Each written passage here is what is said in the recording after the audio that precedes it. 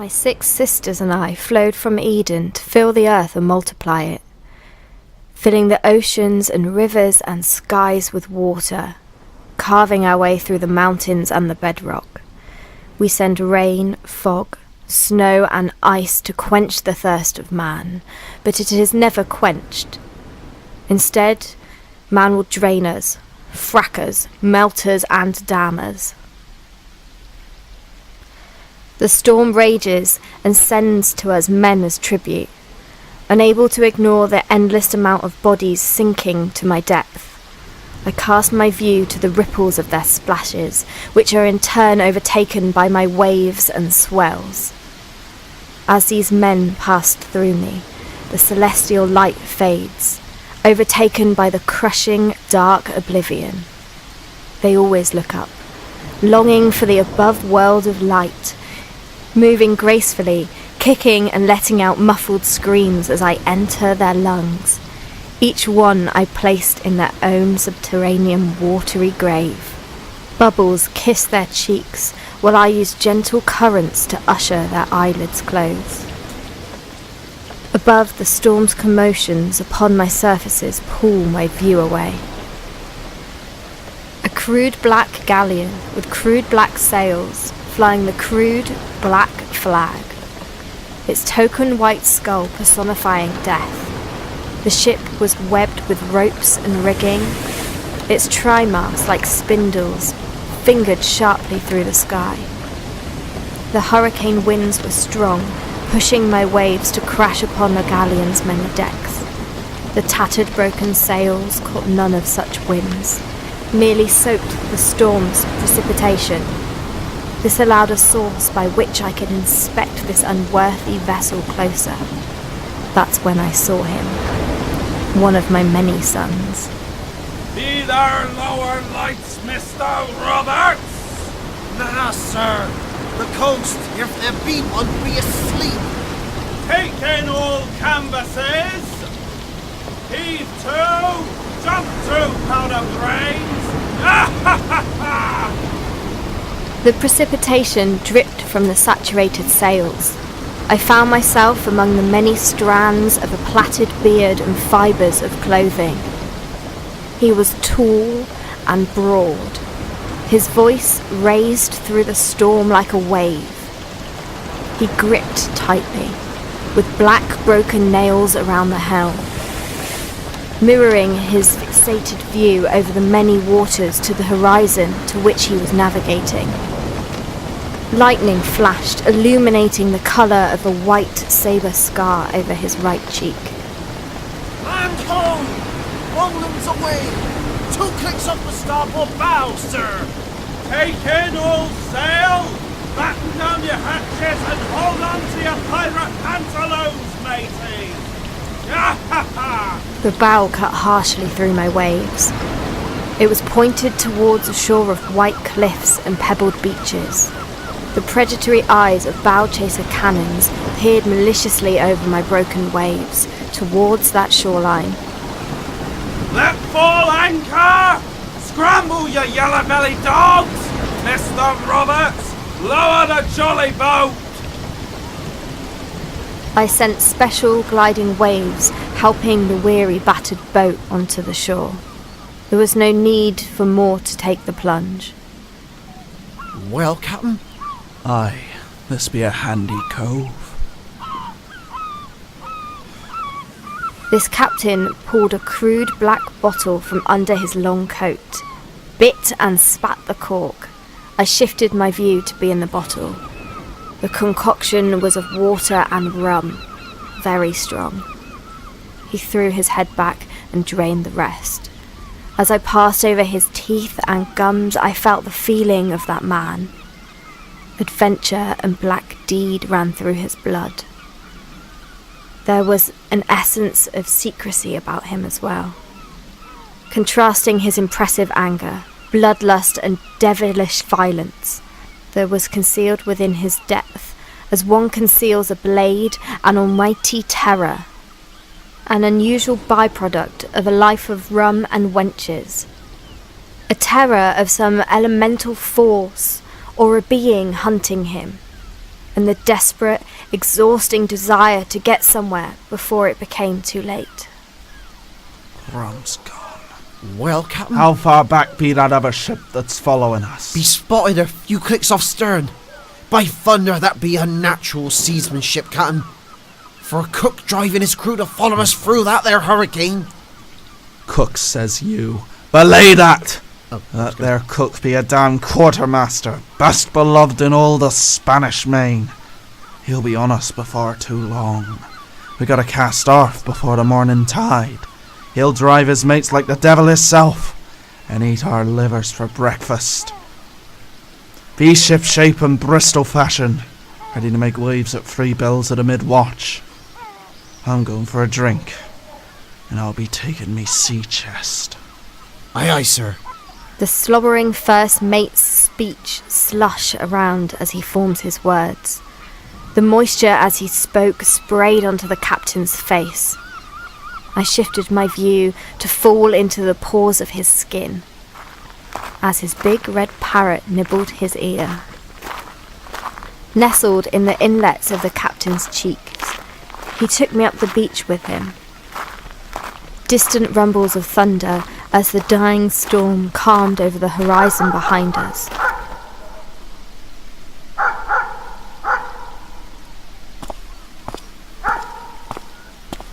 Winding cobble streets mazed around slanted buildings with long Georgian windows. Abreast the white cliff tops were multicoloured houses, iconic for a sleepy English smuggler's town. The dark morning saw the town empty and silent. The seafarer wandered the streets, listening.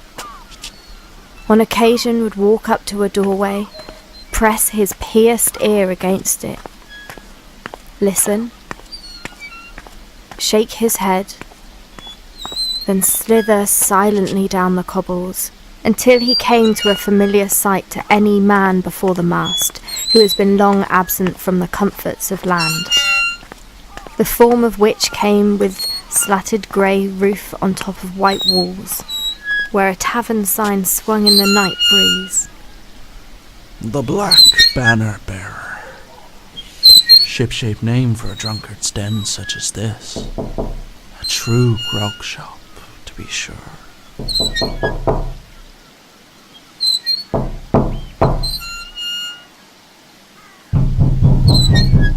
Ahoy there! Ahoy, innkeeper!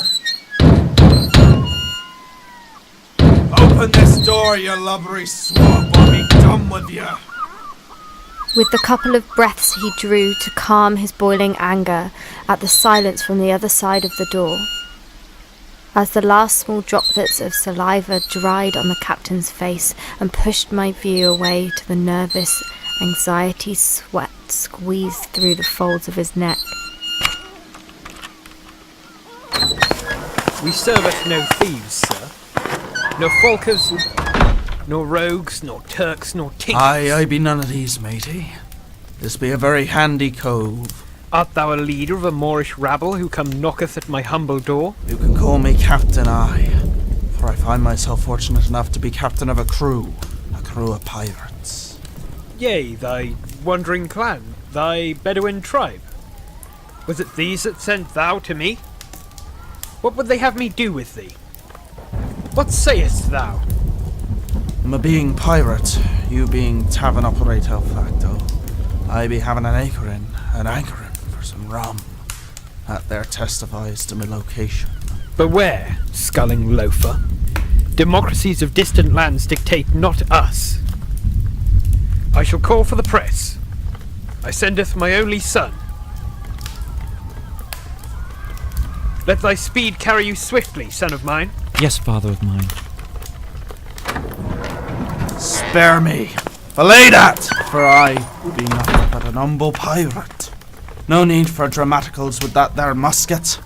I have at this moment a crew of the most butcherly, black-hearted, bloodthirsty, barbarous salts on the God's blue seas and green earth. I seek only to drink my fill of my paradise. Paradise?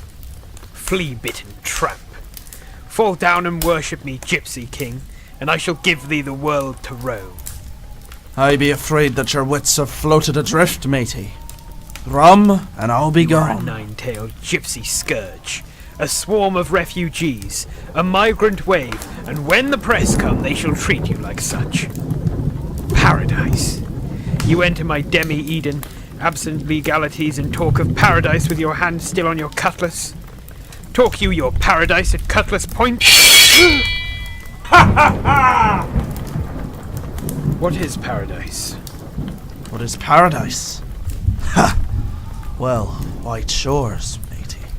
Clear blue seas. The shade of a palm tree. Sat on a throne of coins. With a cool bottle of rum to settle my tongue. That's the life for me. Ha ha ha. Where I can rest from all cares and sorrow. At the expense of others, no doubt. Scrum that scramble for my shore, my paradise. Destructive wave of locusts set to corrupt the crops of my culture, to which the countless hours spent cultivating crippled and left me absent of respite. Now at Cutlass Point, will I let my compassion threaten my civilization? So keep still, give me thy blade, while I pay thee homage to leave. That be square enough, by thunder. Gypsy, says you. I be a pirate, a scallywag, a sea-wolf if ever there was. Thou liest. Mark this, I tell ye true. I be a scurvy pirate, an old sea How dog. many in your company, in your hordes of Huns, your mongrels of Mongols, beeth terrorist? We're all terrorists. We be pirates. Terrorism is our trade. Whether it's an oil tanker or a Spanish galleon. Terror the currency of all. I ain't no refugee, by thunder. It taketh only one. Proveth thyself a pirate. Proveth thyself a son of the sea. What more can I be said that has not already been said? I can prove I be a pirate and not a refugeean. Refugees cometh in all shapes, sizes, and disguises. The tense stalemate presented time enough for the sea-wolf to gulp the misty air. A gentle breeze blew into the room through the arrow-slit cracks in the oaken-planked tavern door. This blew thoughts which flooded his mind, dreading that quartermaster. Now navigating towards them, somewhere between the dank, dark, candlelit tavern and the distinct dying storm. The pirate captain pulled from within his pirate garments a small, crude, black, leather-bound book entitled Codice Pirata. The pirate's code. Turn the page 3, quick like. The true pirate's test. Question 1. What's a pirate's favorite word? Arr! See? Correct. What is a pirate's favorite place to go on holiday? Ireland! Question 3. Why are pirates pirates? 'Cause they are! Stupidity, I dare say. This proveth naught. Give me that then. Final question. What's a pirate's favourite form of travel? A car? Of course the answer be a pirate ship. See, landlubber, you can't pass 'cause you aren't a pirate. So all I need be bacon, eggs and a great big cascading cask of Jamaican rum.